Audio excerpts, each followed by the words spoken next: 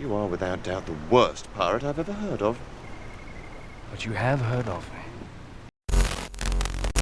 These videos are not for children.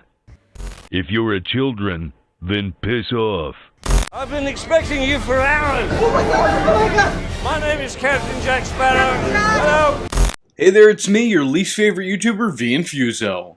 And today, we're talking about pirates. What could you really say about the Pirates of the Caribbean?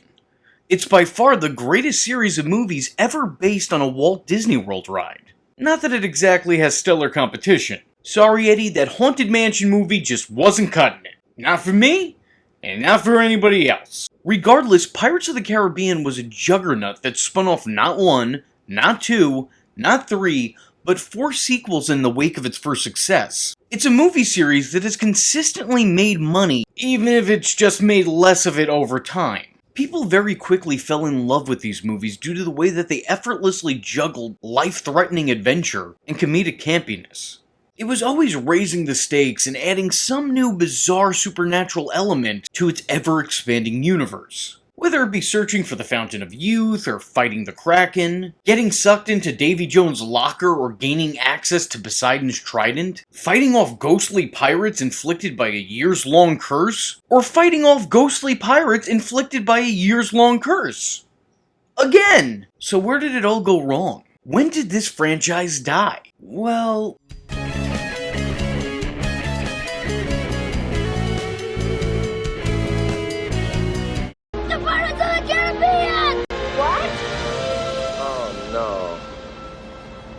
The truth of the matter is, this series has been on a major decline since the first movie. For me, the first Pirates of the Caribbean was the best of the bunch. It was a genuinely good and fun movie. Its narrative seemed completed by the end of it. It had a story to tell, and it told it. But everything since then has felt like a desperate attempt to try and cash in on that success. The next 2 movies in the Pirates run were shot back-to-back in an attempt to replicate the success of the Lord of the Rings movies, which did the exact same thing. However, they wound up feeling more like the Hobbit films, in that they were filled with filler scenes that were only meant to prolong the plot, add to the runtime, and divide up what really should have been one movie into 2. What's really sad is that I think if you cut down the unnecessary fluff in Dead Man's Chest and At World's End, there could be a genuinely good Pirates movie there. As a matter of fact, I would even say it could give the first one a run for its money. But these movies are so wrapped up in one another that together they form one full narrative. And if you're only watching one of them, you're missing half the story. But if you watch both of them, you'll still miss half the story anyway because you'll probably fall asleep.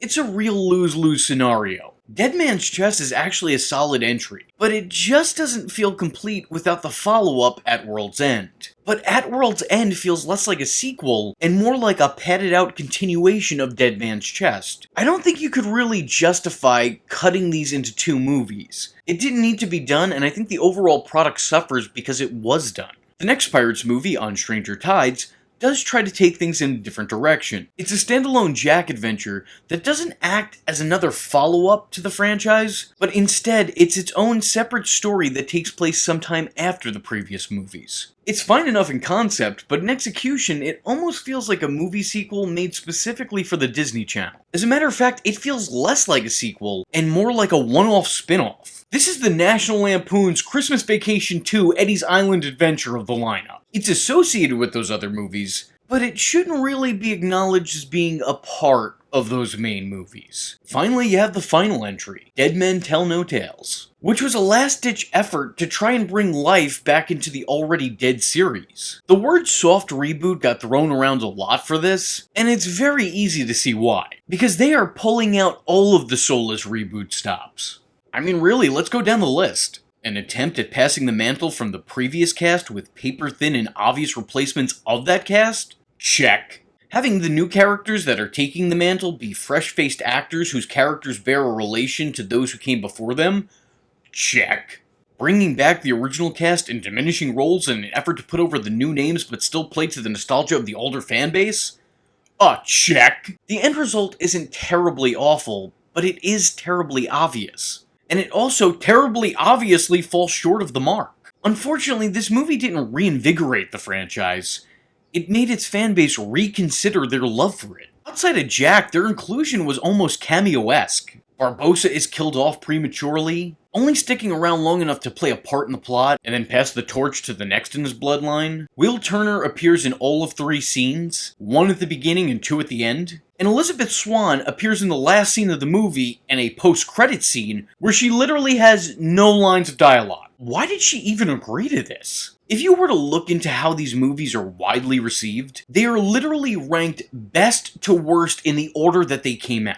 Pirates of the Caribbean, for as great as it was just a balloon that only continued to deflate over time. It's a real shame that someone didn't come along to pop it long before all the air was let out of it. Personally, I wouldn't agree with this exact ranking, but honestly, it's close enough. My ranking of films would look something like this. I think Dead Men Tell No Tales was a bit better than On Stranger Tides, but yeah, this is a franchise that literally only got worse as time went on. Now it's feeling forced.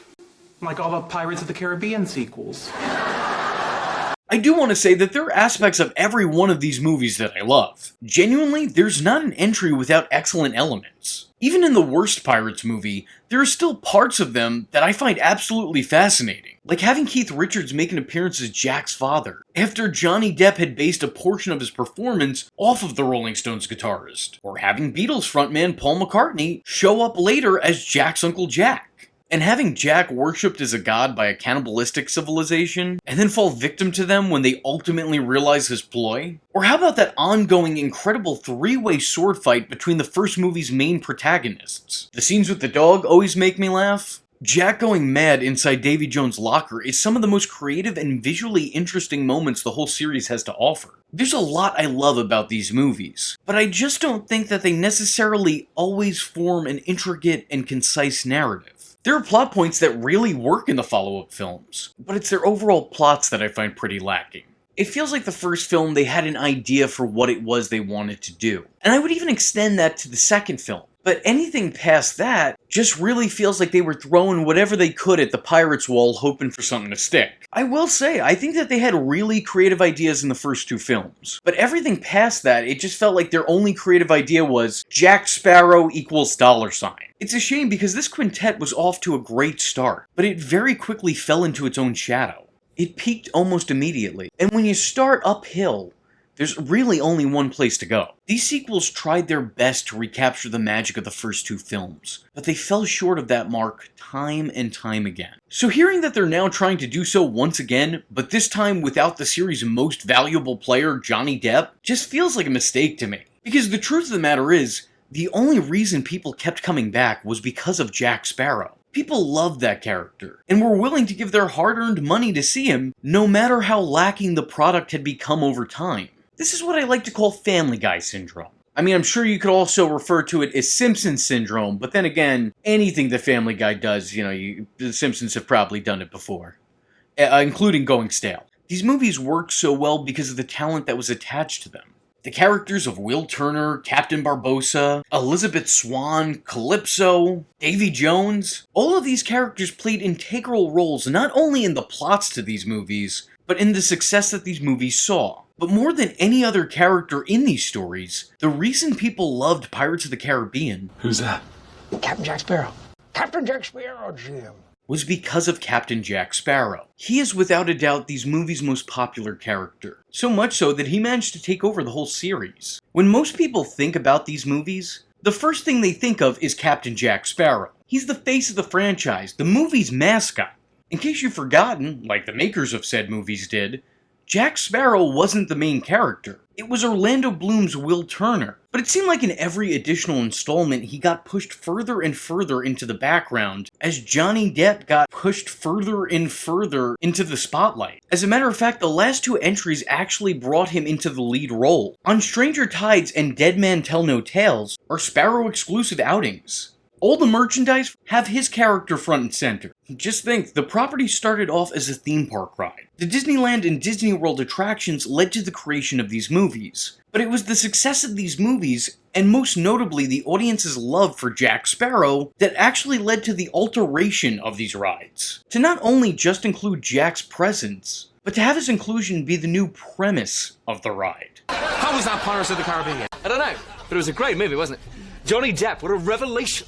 Jack Sparrow made the Pirates franchise, and without this performance, I fail to see how it could reasonably continue without him. These movies have forgotten about their lead characters in Will Turner and Elizabeth Swann, but even the weakest entries knew to center their stories around this character. Regardless, with or without Johnny Depp's inclusion, I think this franchise has been milked past the point of no return. And even worse, past the point of no box office returns. Margot Robbie is a phenomenal actress who has been one of the best portrayals of Harley Quinn, even when the scripts that she's given aren't the best at portraying Harley Quinn. She's also been great in like 2 handfuls of films, so she's definitely got the chops. Also, switching the series lead to focus on a woman is at least different enough to set it apart from what came before it. But from my point of view, what came before it is what made it work. Captain Jack is integral to the Caribbean. Johnny Depp's fingerprints are embedded into the Pirates franchise. I actually think it's a really unfair task to ask Margot, because good or bad, her performance will undoubtedly be compared to his, and she might face backlash for the sole fact that she's not Jack Sparrow. I'll give it a shot because I believe in giving things a chance. And I'm interested in where the creative is attempting to go. Regardless, inevitably she'll be blamed for killing the series. But the series has been creatively deceased long before she came around. Nothing really great came from the Pirates series following the second movie. And I don't think a new cast is going to do anything to change that. It'll probably just confirm it. Like the last time they tried to pass these movies off to a new cast. The captain goes down with his ship. The Pearl's gone, along with its captain. Aye, and already the world seems a bit less bright. So for me, somewhere around the second movie is when the Pirates of the Caribbean died. And since the second movie, these movies have been living as undead, zombified versions of themselves. So if you like this video and want to see the next installment of The Day Blank Died, let me know in the comment section below by leaving a comment saying, Pirates of the Caribbean, dead franchises make no sequels. Oh, and before you go, I wanted to ask, have you ever loved one of my videos but couldn't find it because the copyright overlords have struck it down and smited me? Have you ever wanted to watch some of my many deleted videos again? Have you ever wanted me to review something specific? Like we're talking a whole ass review at your own request. Have you ever wanted early access to my content weeks or even at times months before it comes out on the channel? Well, if the answer to all above is yes, you're in luck. All of these things are a possibility with the relaunch of my Patreon, so feel free to check it out, and sign up for all the rewards I mentioned, and all the ones I didn't. Link in the description below. Anyway, with all that being said, I was your least favorite YouTuber, Infuso, and I thank you for watching. Hope to see you in the next one. I gotta go. Jack! I am vengeance.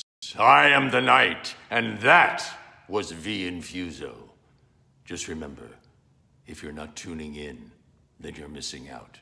So, if you like the words that came out of his mouth hole, and you too would like to become a V-generate, don't forget to like and subscribe. Thanks for watching, nerds! And if you're not joining the fun, you're in for one bad day. And you know what they say about having one bad day?